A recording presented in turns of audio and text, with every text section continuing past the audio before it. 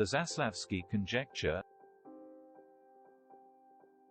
In 1981, the American cultural critic William Irving Thompson presented a book on mythology, sexuality, and the origins of culture with visions that advance gender perspectives that are widespread today.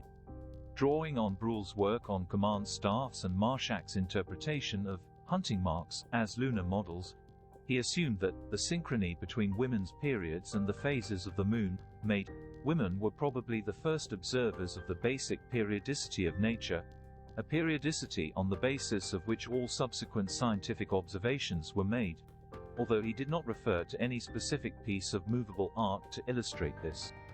10 years later, in an article on The Power of Menstruation, published in the 1991 volume of Mothering magazine, Dana Taylor expanded on Thompson's assumptions by stating that the cyclical nature of menstruation has played an essential role in the development of accounting, mathematics and the measurement of time, although he did not base it on the Paleolithic fossil record either. With this background, a few months later Claudia Zaslavsky published an article assuming that women were the first mathematicians in history when answering her own question about who but a woman who keeps track of her cycles would need a lunar calendar. This statement is what we called in 2010 the Zaslavsky conjecture, and in this case it was supported by archaeological evidence, highlighted in his 1973 book, Africa Accounts, the 6 lunar cycles recorded in the Ishango bone and the redaction which placed its manufacture 25,000 years ago.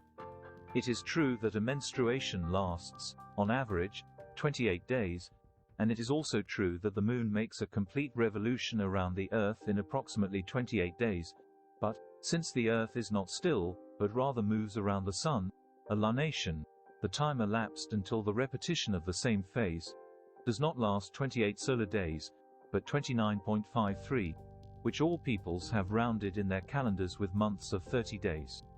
In fact, in the 3 columns of the Ishango bone, there are not 180 marks recorded, equals 60 plus 60 plus 60, which would correspond to the 6 lunar months, equals 6 by 30, but 168, equals 60 plus 48 plus 60, which would correspond to 6 menstruations, equals 6 by 28. But neither do the notches grouped 28 by 28 appear in the bone, nor does Zaslavsky explain these counts in any of his works to explain his conjecture. Historians of mathematics such as Grattan Guinness admit the possibility that women of the past perceived the correlation between the lunar phases and their periods. Prehistorians such as Dean R. Snow highlight the dimorphism in negative painted hands. Artists like Arturo Asensio provoke reflection by showing a woman painting the polychromes of Altamira. Prehistorians such as M. Patu Mathis and M. Sanchez Romero claim the role of women in the past. However, they still would not have been able to corroborate the Zaslavsky conjecture.